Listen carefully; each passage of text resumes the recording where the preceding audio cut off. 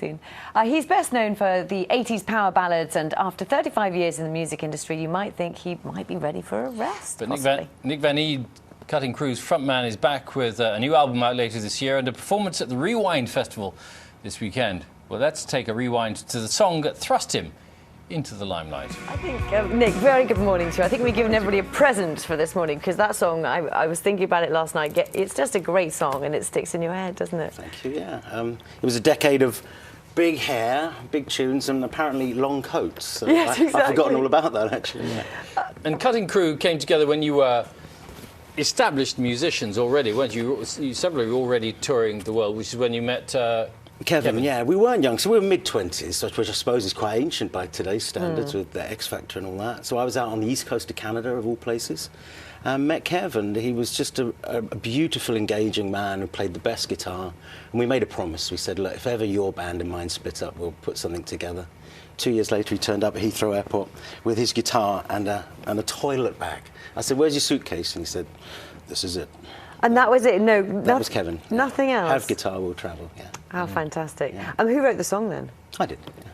And lots of people, you say, you get letters asking about the words for it. Why? I wonder why that is. Well, you did when we first I know, came. Because you got O-I. See, I was heart. Yes. O-R. Heart, yeah, heart was suggested. But it's just O-R. R-I.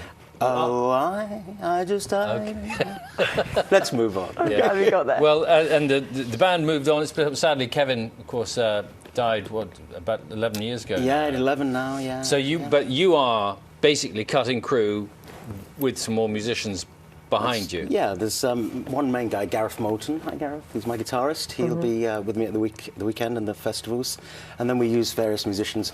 In fact, it's strange. These days, a lot of the economics that goes into playing gigs is that you can play in Germany with a totally different band, apart from the main guys. I have a band in Norway. I have a band in Canada. Do they all sound the same? I try to make them sound as much as they can. Maybe a little Germanic, maybe a little Canadian, slightly different accent to it. But yeah, so that's how it works now. You don't go and take your band to the west coast of America for 5 dates unless you are selling lots and lots of because records. it's simply unaffordable to be able to do that. Yeah, and visa. Oh. Yes, okay. But isn't that difficult for you? I mean, a band, as you would know, is usually a tight unit. It's difficult for you, surely, to come into a new place and say, right, guys, this is the way it needs to be, and then fly somewhere else and do the same thing over again.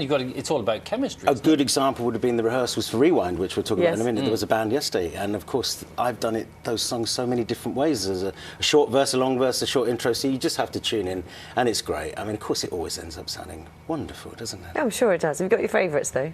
The ones you're playing with now, presumably. Yeah, of course, the Rewind band are the best. Without a doubt, the Rewind band. And presumably, when you play Rewind, you'll be playing this song? Just one touch, just one look, a dangerous dance. One small word can make me feel like running away. I mean, you're saying, so things have changed a lot since the 80s, because you had, 2 videos for that song, 2 videos for Died in Your Arms. I mean, how come there was so much more money around? Well, it was the 80s, wasn't it? It was Thatcher, it was, a lot of the yuppie world. I found it rather perverse, having been in bands before, where you'd spent all your life trying to run a tight ship, keeping the van on the road and paying the petrol bills. You get a record deal, and they say, you can't gig anymore now, you're going to make a record. So, you got no money coming in, and then you're sent to, we were sent to Australia to record 2 videos, and they shot it in a warehouse. Oh. So you could have done it anywhere. Exactly. So it was a very strange feeling. Now, the new album coming out later this year, Looking for a Friend. You've been working on that for a while. Been a year, yeah. Over the moon with it. All recorded in Sussex. Sadly, I lost my brother a couple of years ago, and he, good friend, my best friend, and I don't know whether it was accidental or not, but I could have recorded this anywhere in the world, really. I'm lucky enough to say that. But we ended up recording it 2 miles from where he lived and where he died. And it's out in the fields, which he was a countryman.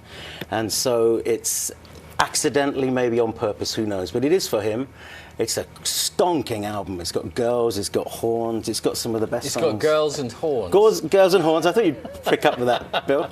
I see. Yes. So backing singers and a wind And the section. brass section. And And it's wind recorded section. outside? No. No, not outside. Okay. No. And is it about him as well? You said it's dedicated to him. Is it a There's bit one about song him on there too? called Looking for a Friend, which may be what the album's called. Yeah, it's little references, but it's not a sentimental thing. It's just purely, you know, when you lose somebody, when you get over the sadness and the shock, I think you then kind of have to honour that in some way, and so I don't mean it in any way like that. You talked about performing in Germany and in Canada, and is it the case that audiences there and people there are more appreciative of retro? Well, I don't know, is retro band the right way to put it, but bands have been around for a long time than here in the UK. No, I think back in the 80s maybe a little bit when just different receptions, but now over the years, no, I think absolutely the same.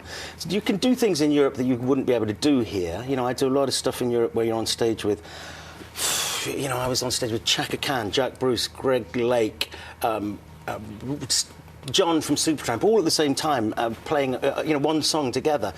Maybe that wouldn't happen in London, I'm not sure. But yeah, bring it on, I love that. Sounds fun. Thank you very much. Thank you very much for coming to see us. And you at Rewind, he'll be performing with Cutting Crew on Sunday at the Rewind Festival in Scotland, and the 18th of August, isn't it, Henley-on-Thames? That's right, yeah, see you there. Thank you. All right, cheers, Nick. 9 o'clock exactly. Film critic Jason Solomons will be here in a moment to tell us what he thinks of the forthcoming summer blockbusters. First, though, of course, a last quick look at what is happening where you are.